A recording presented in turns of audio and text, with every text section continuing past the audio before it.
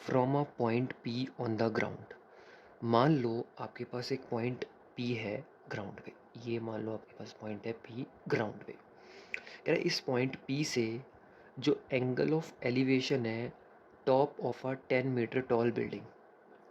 मान लो आपके पास ये 10 मीटर की एक टॉल बिल्डिंग है। इस पॉइंट पी से उस बिल्डिंग के टॉप तक जो एंगल ऑफ एलिवेशन है, मीन्स ये, वो आपको दिया हुआ है। Angle of elevation of the top of the 10 metre tall building is, इसमें यहाँ मैं ऐड कर देता हूँ, इज 30 डिग्री, राइट। तो ये हो गया 30 डिग्री। तो इसको मान लेते हैं नेमिंग ए, और इसको मान लेते हैं हम लोग बी। अब कह रहे हैं a flag is hosted at the top of the building. इस बिल्डिंग के टॉप पे मान लो एक फ्लैग होस्ट कर रहा है। अब उसी and the angle of elevation of the top of the flag step from the point P, मतलब उसी पॉइंट पी से उस फ्लैग तक के टॉप तक का जो एंगल ऑफ एलिवेशन है, मतलब यहाँ से लेकर यहाँ तक पूरा, वो 45 है। इसको नेम दे देते हैं। तो क्वेश्चन को दोबारा समझते हैं। कह रहे एक पॉइंट है पी, उस पॉइंट पी से इस बिल्डिंग के टॉप तक एंगल ऑफ एलिवेशन है 30, और ये जो बिल्डिंग है इसकी हाइट है 10 मीटर। उसी सेम पॉइंट से फ्लैग के टॉप तक जो एंगल ऑफ एलिवेशन है वो है 45 डिग्री, क्योंकि बिल्डिंग के ऊपर एक फ्लैग होस्ट कर रहा है। नाउ क्वेश्चन कहता है find the length of the flag step, मतलब ये जो फ्लैग है ऊपर इसकी हाइट निकालनी है, and the distance of the building from the point P. इस पॉइंट पी से इस बिल्डिंग तक का जो डिस्टेंस है वो कैलकुलेट करो। तो एक फ्लैग की हाइट और बिल्डिंग से इस पॉइंट पी तक का जो डिस्टेंस है वो कैलकुलेट करो। तो कैसे कैलकुलेट करेंगे, अब स्टार्ट करते हैं। देखो हम क्या करेंगे, पहले ट्रायंगल लेंगे नीचे से, जो P A B right angle है हमारा पी ए बी। तो in triangle P A B जो हमारी 10 दे रखी है upon P A is equal to, हमने क्या लिया, P by B. P by B क्या होता है, टैन। एंगल कितना दे रखा था राइट एंगल में, 30, टैन 30। ए बी की वैल्यू हमें दी हुई है 10 मीटर। पी ए हमें निकालना है। टैन 30 की वैल्यू होती है 1/√3। अब इसको क्रॉस मल्टीप्लाई करेंगे, 10 × √3, 10√3 is equal to P A. तो इसका मतलब क्या हो गया, therefore distance of the building from point P is 10√3 metre. तो ये तो हमारा इस बिल्डिंग से पी तक का जो डिस्टेंस हो गया वो हो गया 10√3, जो हमें फाइंड आउट करना था। नाउ इन ट्राइंगल, अब हम ट्राइंगल लेंगे पूरा बड़े वाला जिसके अंदर एंगल है 45, मीन्स पी ए डी। अब पूरे ट्राइंगल में हम क्या लेंगे, देखो पूरा ए डी, जब बड़ा ट्राइंगल लेंगे तो पूरा ए डी लेंगे। ए डी अपॉन नीचे से जो बेस तो पी ए है, क्योंकि पी ए तो दोनों ट्राइंगल में कॉमन है। ये हो गया हमारा tan 45। अब ध्यान से देखो, जो ए डी है, ये जो पूरा ए डी है, इस ए डी को हम क्या लिख सकते हैं, A B plus B D. इस ए डी को हम लिख सकते हैं A B plus B D. दोनों को ऐड करेंगे डी बन जाएगा upon P A is equal to tan 45 की वैल्यू क्या होती है 1। अब ए बी हमें दे रखी है 10, बी डी हमें नहीं पता, फ्लैग की जो हाइट है, बी डी हमारा बेसिकली यहाँ फ्लैग है जो हमें निकालना है। पी ए जो हमने अभी ऊपर निकाली है √3, 10√3 इज इक्वल टू 1। 10√3 डिवाइड कर रहा है, इधर जाके मल्टीप्लाई करेगा, तो 10 plus B D is equal to 10√3, 1 से मल्टीप्लाई करेंगे तो 10√3 आ जाएगा। अब देखो इधर बी डी निकालने, 10 प्लस इधर जाके माइनस करेगा, तो 10√3 माइनस 10। तो जो बी डी की वैल्यू हो गई वो क्या आएगी, इन दोनों में से 10 कॉमन ले लो, आपके पास बचेगा √3 माइनस 1। अब क्वेश्चन में बोला है √3 की वैल्यू लेनी है 1.732। देखो अगर √3 की वैल्यू नहीं बोला तो आप आंसर यहीं छोड़ दोगे, अगर √3 की वैल्यू क्वेश्चन में गिवन है तो आपको लेनी पड़ेगी 10। अब √3 की वैल्यू थी 1.732 माइनस 1।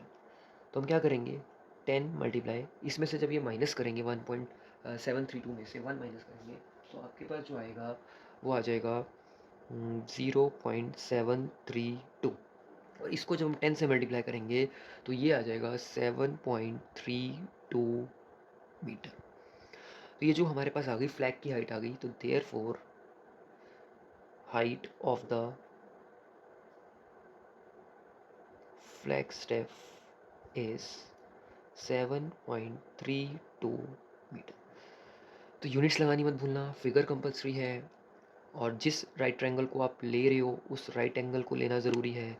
ये जो ट्रायंगल के नाम है ना वो बड़े ज़रूरी है कि कौन सा राइट ट्रायंगल आप यूज़ कर रहे हो। तो ये था हमारा एग्जाम्पल नंबर 4। चलो देखो, अब चलते हैं हम अपने नेक्स्ट एग्जाम्पल पे जो इम्पॉर्टेंट भी है। इसकी लैंग्वेज थोड़े से ध्यान से समझना क्योंकि इसकी लैंग्वेज थोड़ी सी ट्विस्टेड है। Shadow of a tar standing on a level ground is found to be 40 meter longer when sun's altitude is 30 than when it is 60। इस लैंग्वेज का मतलब हो गया कि एक टॉवर है आपका, तो एक टॉवर है, कह रहा है when the sun's altitude is 30, मतलब जब सन का ऑल्टीट्यूड 30 था, मतलब जब उसका जो एंगल ऑफ एलिवेशन था 30 था, मीन्स ये 30 था, देन व्हेन इट इज 60, क्योंकि 30 के बाद उसका जो एंगल ऑफ एलिवेशन है ना वो 60 हुआ था, लेकिन 40 मीटर के बाद। तो shadow of the tower standing on a level ground is found to be 40 metre longer, मतलब ये है 40 हमारा, 40 metre longer when sun's altitude is 30 then when it is 60। इसका मतलब है कि 30 डिग्री एंगल जब उसका था उसके 40 मीटर के बाद उसका जो एंगल हो गया वो 60 हो गया। तो ये हमारा क्वेश्चन है ए बी सी डी। कभी एक और चीज़ बता दो एक सिंपल वे में, जब हम टॉवर की तरफ बढ़ते हैं ना तो एंगल बढ़ता है, कभी भी 60 ये हो भी नहीं सकता था। अगर कभी ऐसे आपको समझना है लैंग्वेज तो याद रखना, जब हम टॉवर की तरफ चलते हैं ना तो एंगल बढ़ता है, और जितना हम टॉवर से दूर होते जाएंगे उतना वो बेंड होगा, मतलब उतना एंगल कम हो जाएगा। तो 40 मीटर ये है आपका। इस चीज़ को समझना कि जो 30 डिग्री के बाद जब उसका एंगल 60 डिग्री हो गया था, वो जो 60 डिग्री हुआ था वो 40 मीटर के बाद जाके उसका एंगल 60 डिग्री हुआ था। अब कहते हैं find the height of the tower, मतलब ये जो टावर की हाइट है ये हमें निकालनी है, जिसको आप चाहो तो h मान सकते हो। तो हम क्या करेंगे, इन ट्रायंगल, ये राइट एंगल है, अब इसमें ना दो ट्रायंगल्स है, पहले हमें लेना पड़ेगा छोटे वाला right triangle A B C. इस ट्रायंगल में हम लेंगे A B by B C. तो ये ले रहे हैं हम पी बाई बी क्या होता है 1060, विच इज़ इक्वल टू 1060। अब ए बी को चलो हमने एच मान लिया, बी सी हमें नहीं पता, बी सी को एज इट इज़ ले लेते हैं। 1060 की जो वैल्यू होती है वो होती है √3। अब यहाँ से एच की वैल्यू क्या होगी, √3 बी सी, क्योंकि बी सी डिवाइड कर इधर जाके मल्टीप्लाई करेगा, और ये बनेगी हमारी इक्वेशन नंबर 1। तो पहले हमने ये ट्राइंगल लिया, अब हम क्या करेंगे, ट्राइंगल चेंज करेंगे।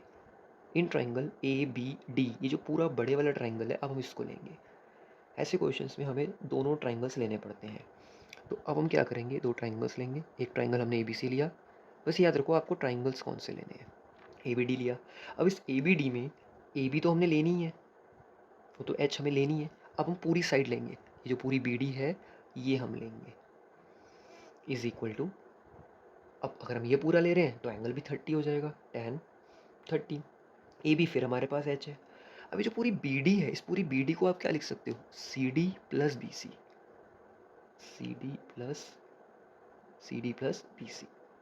और tan 60 की वैल्यू आपको पता ही है 1/√3। अब देखो सी डी, ये सी डी कितना है 40, तो इसको हम लिख सकते हैं 40 plus B C is equal to 1/√3। यहाँ से क्या करो, h की वैल्यू निकालो क्रॉस मल्टीप्लाई करके, h इंटू √3 करेंगे तो √3h हो जाएगा, और 1 को इससे मल्टीप्लाई करेंगे तो 40 प्लस बी सी हो जाएगा। अब h कैसे निकलेगा, √3 मल्टीप्लाई कर रहा है, इधर जाके डिवाइड करेगा, इक्वेशन नंबर 2। तो ऐसे हम क्या करेंगे, h की टर्म्स में दो इक्वेशन बनेगी h is equal to √3 B C और h is equal to 40 plus B C √3। अब ऐसे क्वेश्चंस में हम क्या करते हैं, फ्रॉम 1 एंड 2, जब हम फ्रॉम 1 एंड 2 करेंगे तो h से h तो कैंसिल हो जाएगा, फ्रॉम का मतलब सब्ट्रैक्टिंग। तो √3 बी सी जो है हमारा, जो √3 बी सी है वो इस 40 प्लस बी सी √3 के इक्वल आ जाएगा, क्योंकि फ्रॉम 1 एंड 2 से h कट गया। नाउ अब यहाँ से √3 डिवाइड कर रहे थे, जाके मल्टीप्लाई करेगा, तो √3 इंटू बी सी, और इधर 40 plus B C as it is. √3 into √3 हमें पता ही है 3 है, 9 में भी पढ़ चुके हैं, रैशनलाइजेशन की कंसेप्ट है, is equal to B C, इधर 40 plus B C as it is, तो ये हो गया 3 बी सी। तो अब इसको हम ऐसे लिखते हैं 3BC, ये जो BC प्लस है इधर जाके माइनस हो जाएगा, इज इक्वल टू 40। 3BC में से एक BC माइनस करेंगे तो आपके पास आ जाएगा 2BC is equal to 40, then BC is equal to 40 divided by 2, तो ये कैंसिल हो जाएगा, तो BC की वैल्यू आ जाएगी 20 मीटर। BC तो हमारे पास ये आ गई ना ये, बट हमें क्या निकालनी थी, हाइट। अब हाइट कैसे निकलेगी, जैसे फर्स्ट इक्वेशन ले लो, हम क्या करेंगे यूजिंग 1, ये जो BC की वैल्यू 20 आई है ना, इस 20 को फर्स्ट इक्वेशन में पुट कर दो। BC की जगह 20 पुट करेंगे तो 20 इंटू रूट 3 कितना हो जाएगा, 20 रूट 3। तो देयरफॉर हमारी जो हाइट आ गई वो कितनी आ गई, 20 रूट 3। तो height of tower is 20 root 3 metre. Units लगा दो बस, यूनिट्स लगाने के मार्क्स करते हैं। तो ये था हमारा एग्जाम्पल नंबर 5।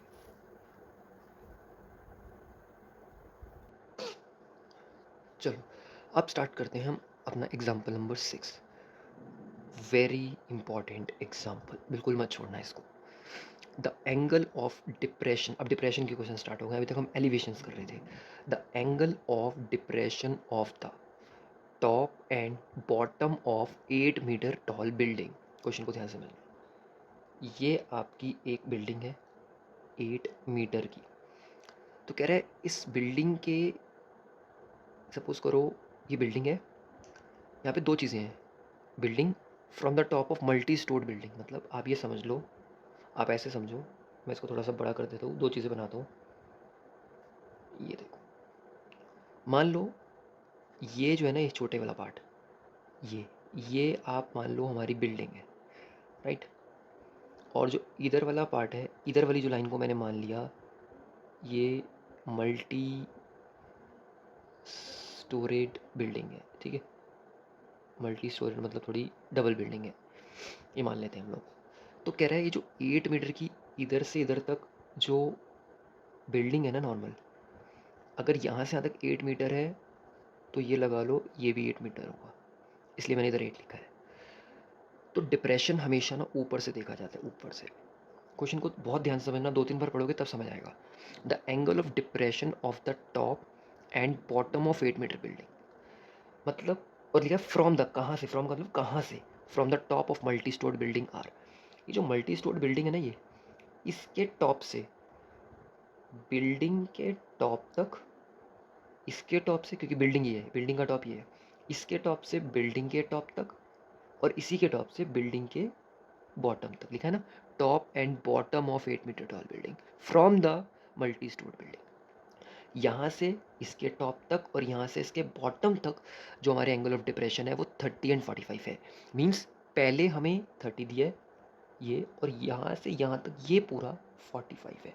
अब जैसे ऑल्टरनेट एंगल्स होते हैं, हमें वो लेने, अगर ये 30 है तो इसका ऑल्टरनेट ये बनेगा 30, और अगर ये 45 है तो इसका ऑल्टरनेट 45 बनेगा। तो क्वेश्चन का मतलब ये है। अब क्वेश्चन को हम थोड़ा सा नेमिंग करते हैं, ए बी सी डी, और इसको मान लेते हैं सपोज करो पी, राइट। अब क्वेश्चन को समझना कैसे करना है। क्वेश्चन में बोला है एक तो ये जो पूरी मल्टी स्टोर्ड बिल्डिंग है, मतलब पी से लेकर सी तक, इसकी हाइट निकालो, और ये जो दोनों बिल्डिंग है, एक ये और एक ये दोनों बिल्डिंग के बीच का जो ये डिस्टेंस है ये निकालो, राइट। अब कैसे निकालेंगे समझो, हम लेंगे पहले इन ट्राइंगल, ये जो ऊपर से हमारा ट्राइंगल है ना PBD वाला, ये वाला एक राइट एंगल ये है और एक इधर बन रहा है, तो ये ऊपर से जो छोटे वाला ट्राइंगल है ना ये लेंगे PBD, तो इसको लेंगे हम लोग, ठीक है। अब इस क्वेश्चन के अंदर क्या होगा वो समझो। PBD में हम लेंगे ऊपर से PD अपॉन नीचे से ये BD, which is equal to perpendicular by base, मतलब 10 30। अब PD हमें निकालनी है। अच्छा BD, अच्छा मुझे बताओ ये जो पूरी BD है इसको मैं इधर AC से रिप्लेस कर सकता हूँ, क्योंकि ये दोनों तो इक्वल है, जितनी ये होगी ये भी उतनी होगी। इसका मतलब मैं BD को क्या कर सकता हूँ, AC से रिप्लेस कर सकता हूँ, और 10 30 की जो वैल्यू होती है वो हमारे पास होती है 1/√3, राइट। तो BD को हम AC से रिप्लेस कर देंगे, मीन्स यहाँ लिख देते हैं AC is equal to BD, क्योंकि दोनों इक्वल है। अगर ये 8 है तो ये भी 8 होगी, ये है तो ये भी सेम होगी, इसलिए हम रिप्लेस कर देंगे। अब यहाँ से अगर हम इसको क्रॉस मल्टीप्लाई करें तो PD√3 is equal to AC। इसका मतलब यहाँ से हमारे पास AC की जो वैल्यू आ गई, इस AC की जो वैल्यू आ गई वो PD√3 आ गई। इसको इक्वेशन नंबर 1 बना के छोड़ दो। मतलब हम जो दो ट्राइंगल लेंगे दोनों से AC की वैल्यू निकालेंगे। अब हम क्या करेंगे, इन ट्राइंगल, ये पूरा ट्राइंगल पी ए सी, ये जो पूरा पूरा पी ए सी है, पी ए सी पूरा बड़े वाला ट्राइंगल ये लेंगे। अगर पूरा लेंगे तो पूरी पी सी ले लो प्लस इधर से ए सी, ये हो गया अपना P by B tan 45।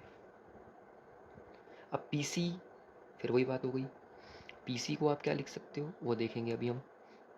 P C, ये पूरी पी सी क्या लिख सकते हैं इसको, P D plus D C, इसको लिख सकते हैं हम P D plus D C, और नीचे A C as it is, और tan 45 की वैल्यू होती है हमें 1।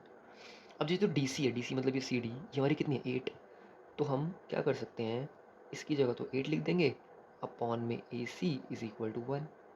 अब ए सी यहाँ डिवाइड कर रहे थे, जाके मल्टीप्लाई करेगा, therefore P D plus 8 is equal to A C, equation number 2। ऐसे क्या हो गया हमारे पास ना, ए सी की टर्म में देखो, इधर भी ए सी की वैल्यू निकल गई, इधर भी ए सी की वैल्यू निकल गई। जब दोनों साइड निकल गई तो फ्रॉम 1 एंड 2 से हम क्या कर सकते हैं, ए सी और ए सी कैंसिल हो जाएगा, तो यहाँ से पी डी रूट 3 को हम क्या कर देंगे, इधर पी डी प्लस 8 के साथ इक्वेट कर देंगे, ए सी कैंसिल हो जाएगा, और ये दोनों की लेफ्ट हैंड साइड इक्वेट हो गई। अब पी डी प्लस है तो इधर जाके माइनस होगा, minus P D equal to, दोनों में से पी डी कॉमन ले लो, सॉरी इक्वल नहीं, कॉमन लेके तो रूट 3 माइनस 1 बचेगा, तो दोनों में से पी डी कॉमन ले लो, यहाँ से रूट 3, यहाँ से माइनस 1 बचेगा। अब पी डी की वैल्यू निकालनी है तो कैसे निकलेगी, 8 अपॉन ये जो रूट 3 माइनस 1 मल्टीप्लाई इधर जाके डिवाइड करेगा।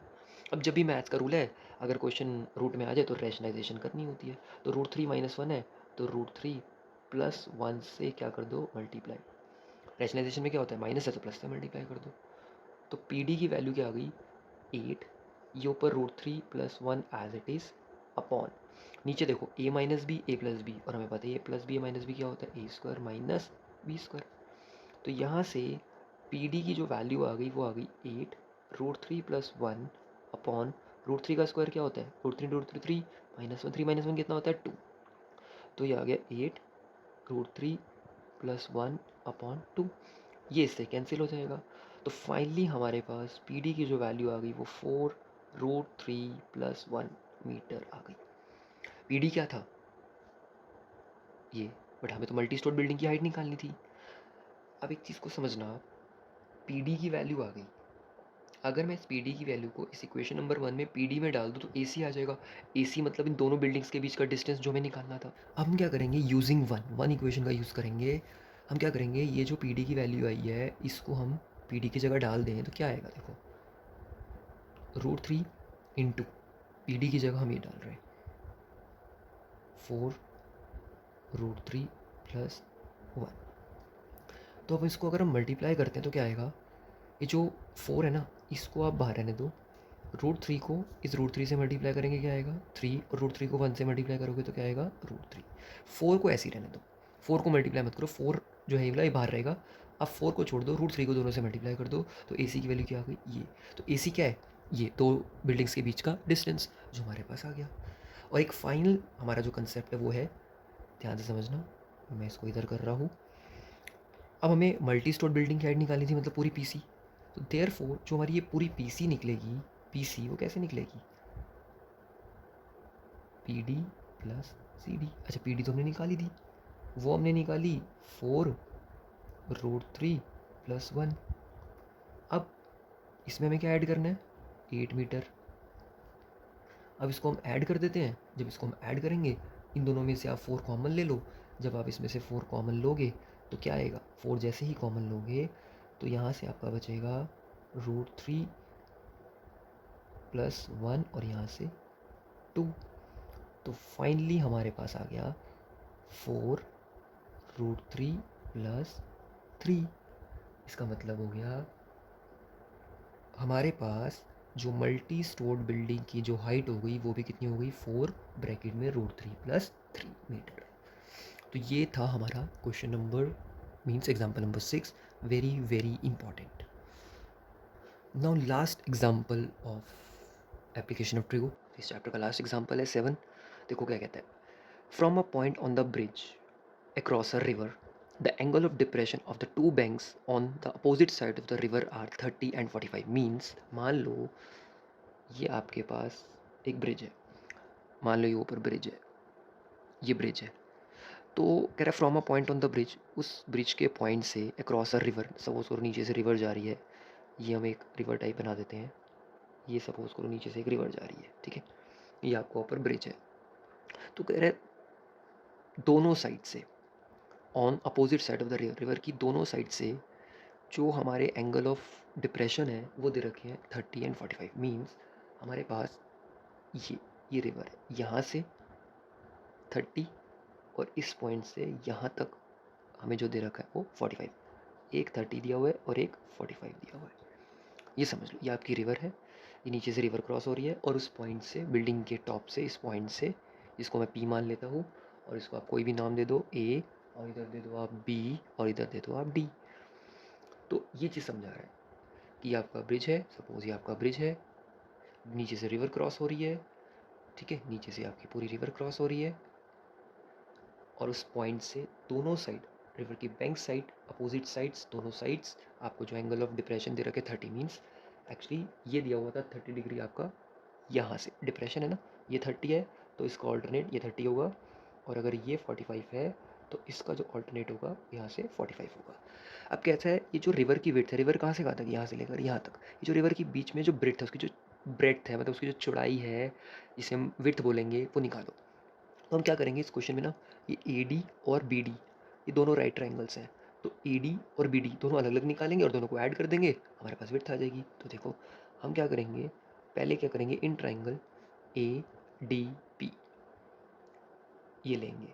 तो इस ट्राइंगल में हम क्या करेंगे, देखो ये जो रिवर है ना, रिवर की जो हाइट है, ये हमें क्वेश्चन के अंदर दे रखी है 3 metre height of the river, ये जो पूरी पी डी है ये हमें 3 मीटर दे रखी है। तो हम क्या करेंगे, P D upon A D, हमने क्या लिया, P D upon A D, अब हमने लिया है P by B which is equal to tan 30। P D कितनी थी हमारे पास 3, ए डी हमें निकालनी थी, और tan 30 की वैल्यू हमें पता ही है 1/√3। तो यहाँ से अगर हम ए डी की वैल्यू निकालेंगे तो क्या निकलेगी, अगर हम इसकी वैल्यू निकालें, क्रॉस मल्टीप्लाई करेंगे, तो ये 3√3 मीटर आ जाएगी। तो जैसे हमने ए डी निकाला है, अब हम क्या करेंगे, इन ट्राइंगल, ये जो पी, यहाँ से बी डी पी, जो ये दूसरा वाला ट्राइंगल है, बी डी पी, ये लेंगे, इस ट्राइंगल में लेंगे पी डी अपॉन नीचे से डी बी, ये आ जाएगा हमारा tan 45, क्योंकि p by B perpendicular by base, P D वही सेम 3 है, डी बी हमें निकालनी है, tan 45 की वैल्यू होती है 1, अब डी बी की वैल्यू यहाँ से क्या आएगी 3 मीटर। देयरफॉर अब हम क्या करेंगे, पूरी ए बी, ये जो पूरी ए बी है वो कैसे निकलेगी, A D plus B D, तो A B is equal to A D हमारी निकली 3√3 मीटर, और वो निकली थी 3 मीटर। तो अब यहाँ से हम दोनों में से 3 कॉमन ले लेंगे, देखो कॉमन लेना है, अगर कॉमन निकल रहा है तो लेना है, अदरवाइज वहाँ पे मार्क्स कट जाएंगे, इनकम्प्लीट माना जाएगा क्वेश्चन। तो 3 कॉमन ले लिया, तो यहाँ से बचा √3 + 1 मीटर। देयरफॉर हम एक फाइनल स्टेटमेंट लिख देंगे, width of the river is 3√3 + 1 metre. ये था हमारा एग्जाम्पल नंबर 1। तो हमारे सारे एग्जाम्पल्स हो गए हैं अब कंप्लीट।